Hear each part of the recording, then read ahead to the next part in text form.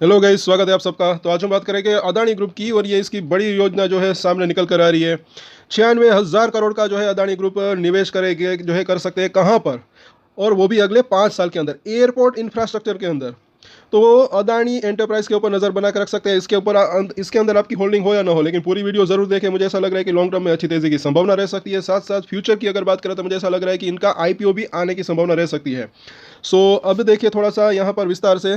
तो भारत में हवाई यात्रा की मांग जो है दिन ब दिन बढ़ती जा रही है, और सबसे पहली तो बात है कि एक तो जो इसकी डिमांड बढ़ सकती है, इसका बिजनेस ये अच्छा रह सकता है, ऐसा मुझे लग रहा है। तो यहाँ पर ज़रा देखें, और इसी भविष्य को ध्यान में रखते हुए अदानी ग्रुप ने अगले 5 वर्षों में जो है एयरपोर्ट सेक्टर के अंदर 96,000 करोड़ रुपए निवेश की योजना बनाई है। और ये निवेश विशेष रूप से नवी मुंबई इंटरनेशनल एयरपोर्ट और मुंबई जो है CSMIA सहित 7 प्रमुख एयरपोर्ट पर केंद्रित रहेगा। समूह के अनुसार ये फंडिंग एयरपोर्ट इंफ्रास्ट्रक्चर, नए टर्मिनल्स, बिल्डिंग्स और रियल एस्टेट डेवलपमेंट में खर्च की जाएगी। और जीत अदानी ने क्या कहा? जीत अदानी जो कि अदानी एयरपोर्ट डिवीजन का नेतृत्व कर रहे हैं, उन्होंने बताया कि फिलहाल कंपनी भारत में ही विस्तार पर ध्यान देगी और भारत सरकार की PPP मॉडल नीति के अंतर्गत देश की हवाई क्षमता को नई ऊंचाई पर ले जाने की कोशिश करेगी। और नवी मुंबई इंटरनेशनल एयरपोर्ट, उसका मेगा प्रोजेक्ट, तो इस पॉइंट को ज़रा देखें। तो Navi Mumbai airport international airport जो है वो अदानी ग्रुप की सबसे अहम परियोजनाओं में से एक है, जिसे अक्टूबर 2025 तक चालू करने का लक्ष्य है। अब ये जो है महीना बहुत ज़्यादा दूर है भी नहीं।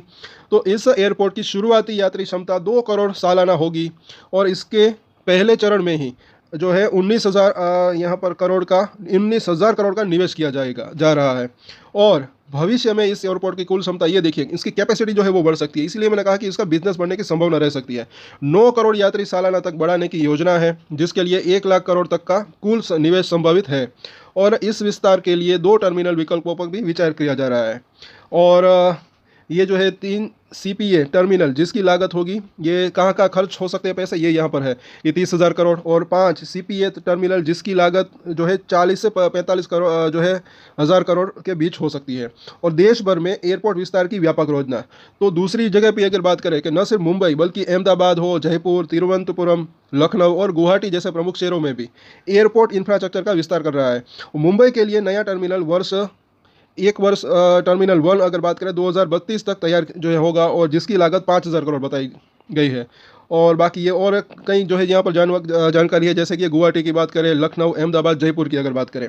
और आगे देखें तो इस विस्तार ने से जो है ना केवल यात्री सुविधा में सुधार होगा, बल्कि देश की कनेक्टिविटी भी मजबूत होगी। और अदानी ग्रुप जो है उनकी वित्तीय योजना के अनुसार ये निवेश आंतरिक इक्विटी और डेप्ट रीफाइनेंसिंग के माध्यम से जो है पूरा किया जाएगा। और इसके साथ ही समूह की प्रमुख एयरलाइनों जैसे कि इंडिगो, एयर इंडिया के साथ जो है सहयोग की रणनीति है, ताकि एयरपोर्ट और एयरलाइन का विकास एक साथ बढ़े। और जीत अदानी ने यह भी स्पष्ट किया कि कंपनी फिलहाल अंतर्राष्ट्रीय विस्तार की योजना नहीं बना रही है। उनका फोकस इंडिया फर्स्ट स्ट्रेटजी पर है अभी की अगर बात करें। और वह सरकार की पब्लिक प्राइवेट पार्टनरशिप नीति के तहत जो है देश के एयरपोर्ट नेटवर्क को जो है वैश्विक स्तर पर ले जाना चाहते हैं। और आखिर में देखें तो जो है अदानी ग्रुप का 96,000 करोड़ का जो निवेश है वो भारत के एयरपोर्ट सेक्टर को अगले स्तर पर ले जा सकता है।